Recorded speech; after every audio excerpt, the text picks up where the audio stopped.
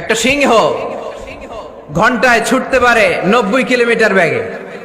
কত কিলোমিটার? একটা হরিণ ঘন্টায় ছুটতে পারে 100 কিলোমিটার বেগে। তাহলে কে জোরে ছুটে? জোরে বলতে হবে। সিংহ কত কিলোমিটার? হরিণ। তারপরেও হরিণটা 100 কিলোমিটার বেগে ছোটার পরেও সিংহটার কাছে সে ধরা পড়ে যায়।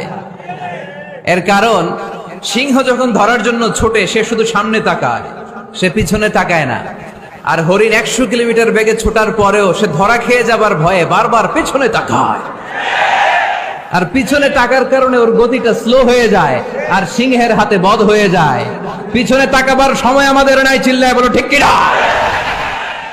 আমরা অহংকার শিখি নাই, আমরা হিংসা শিখি নাই, আমাদের বুকে আছে বুক ভরা ভালোবাসা।